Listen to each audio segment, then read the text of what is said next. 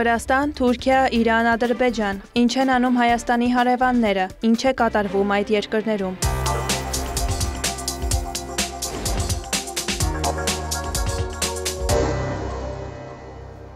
Վրաստանի իշխող Վրացական երազանք կուսակցությունը հայտարարել է, որ քաղաքական ուժի նոր նախագահը կընտրվի մայիսի 7-ին կայանալիք համագումարում։ Իշխող կուսակցությունն ունի երկու նախագահ, մշտական պատվավոր նախագահը կուսակցության հիմնադիր Բիձինա Իվանիշվիլին է։ Մյուս նախագահը նախկին վարչապետ Իրակլի Ղարիբաշվիլին էր, որը հրաժարական է ներկայացրել ապրիլի 25-ին եւ հայտարարել քաղաքականությունից հեռանալու մասին։ Ղարիբաշվիլին Վրացական երազանք ժողովրդավարական Վրաստան կուսակցության նախագահ էր ընտրվել 2024 թվականի փետրվարի 1-ին։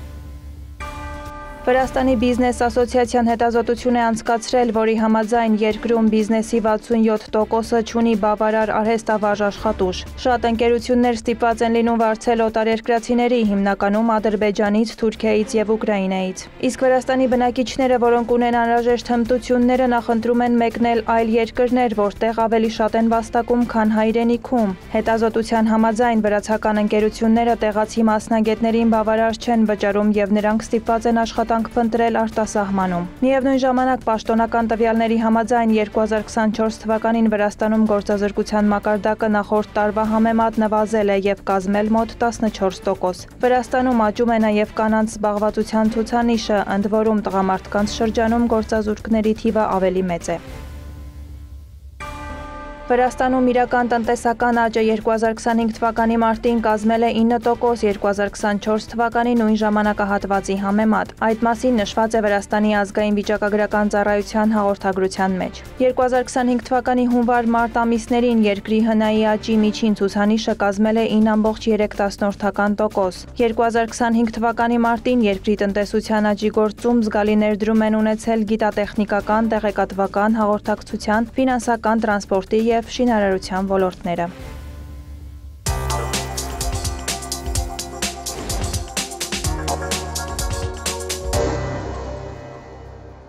Իսրայելը մտադրություն չունի անցնելու Գազայում մշտական հրադադարի ռեժիմի առանց Միացյալ Նահանգների կողմից համապատասխան ճնշման, հայտարարել է Ռեջեփ Էրդողանը։ Մինչ այս պահը Իսրայելն այդպես էլ չի համաձայնել մշտական հրադադարի հաստատմանը։ Իսրայելը մտադիր չէ երաշխավորել դրա պահպանումն առանց Միացյալ Նահանգների ճնշման։ Ըստ ամենայնի, այն համաձայնում է որոշակի ժամկետով հրադադար հաստատել պատանդներին ազատ արձակելու դիմաց։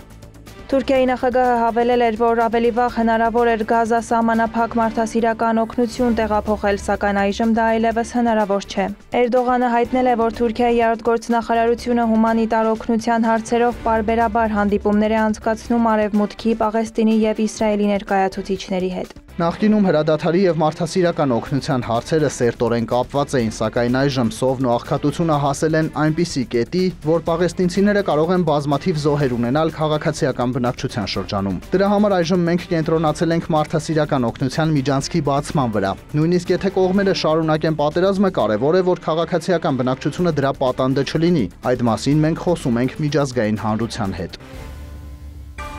Թուրքիայի նախագահը հայտարարել է, որ աջակցում է Ուկրաինայի հակամարտության կարգավորման հարցում Դոնալդ Թրամփի դիրքորոշմանը եւ խաղաղության տեսլականին։ Ռեջեփ Էրդողանն ընդգծել է, որ Միացյալ Նահանգների նախագահն իր դիրքորոշման մեջ հաշվի է առնում նաեւ Թուրքիայի մտահոգությունները։ Թուրքիայի ղեկավարը նշել է, որ ժամանակ առ ժամանակ հեռախոսային շփում է ունենում Դոնալդ Թրամփի հետ։ Վերջին հեռախոսազրույցը նա բնութագրել է որպես շատ անկեղծ, արդյունավետ եւ բարեկամական։ Էրդողանը վստահություն է հայտնել, որ երկու նախագահների համատեղ ջանքերն առաջիկայում նոր թափ կհաղորդեն Թուրքիայի եւ Միացյալ Նահանգների երկկողմ հարաբերություններին։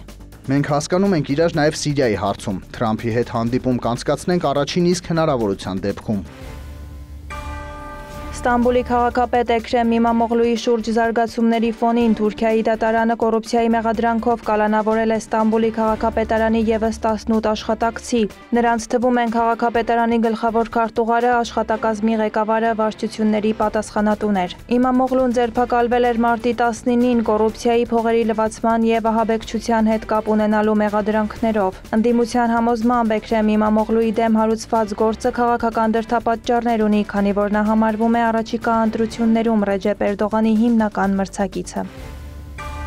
Թուրքիայի 42 նահանգներում ձերբակալվել է 169 անձ, որոնք կասկածվում են գյուլենականների հետ կապեր ունենալու համար, հայտնել է Թուրքիայի ներքին գործերի նախարար Ալի Երլիքայան։ Նրա խոսքով իրականացված գործողությունների ընթացքում առգրավվել են ատրճանակներ, հրացաններ, մեծ քանակությամբ արտարժույթ և թուրքական լիրա, փաստաթղթեր և թվային նյութեր։ Թուրքիայի իշխանությունները Ֆեթուլա Գյուլենի կազմակերպությանը մեղադրում են 2016 թվականի հուլիսին տեղի ունեցած հեղաշրջման փորձին մասնակցության համար։ Թուրքիայում հեղաշրջման անհաջող փորձից հետո ձերբակալվել է ավելի քան 80,000 մարդ, աշխատանքից հեռացվել է մոտ 150,000 պետծառայող, այդ թվում զինվորականներ։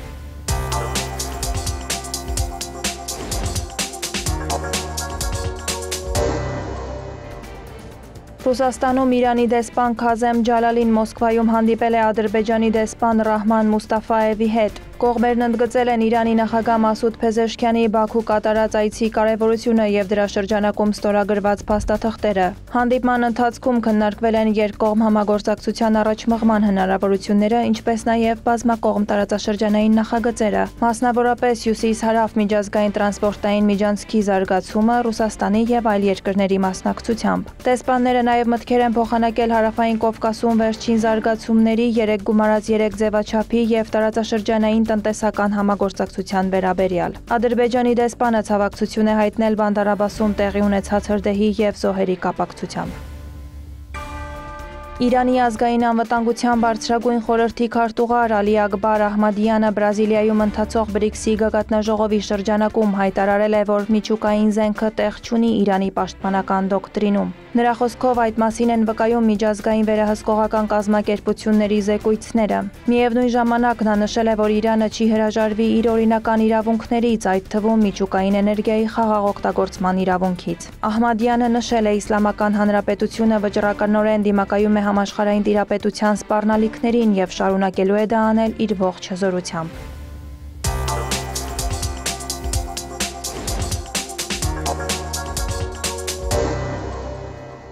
Քուվեյթ կատարած պաշտոնական այցի շրջանակում Ադրբեջանի արտաքին գործերի նախարար Ջեյհուն Բայրամովը հանդիպել է թագաժառանգ Շեյխ Սաբահ Խալիդ Ալ-Համադ Ալ-Մուբարակ Աս-Սաբահի հետ։ Քննարկվել են Ադրբեջանի և Քուվեյթի երկկողմ և բազմակողմ համագործակցության, ինչպես նաև տարածաշրջանային և միջազգային անվտանգության հարցեր։ Ուշադրություն է դարձվել տնտեսության, առևտրի, էներգետիկ անվտանգության և զբոսաշրջության ոլորտներին։ Բայրամովը հանդիպել է նաև Քուվեյթի արտգործնախարարի հետ։ Քննարկվել են քաղաքական, տնտեսական, էներգետիկ, տրանսպորտային հարցեր։ Անդրադարձ է կատարվել նաև Ադրբեջանի և Հայաստանի միջև կարգավորման գործընթացին, առկա դժվարություններին ու մարտահրավերներին։ Ադրբեջանական լրատվամիջոցները հայտնում են, որ Իրանի նախագահ Մասուդ Փեզեշքյանի Բաքու այցից հետո Ադրբեջանում վերաբացվել է Բանկ Մելի Իրանի մասնաճյուղը։ Նշվում է, որ բանկն ամբողջությամբ վերսկսել է գործունեությունը և իրականացնում է վարկերի տրամադրման ու ավանդների ընդունման գործընթաց։ Բաքվում իրանական բանկը փակվել էր 2023 թվականի մայիսին Ադրբեջանի կենտրոնական բանկի կողմից իրականացված ստուգումից հետո։ Վարդուհի Հարությունյան, հարևաններ։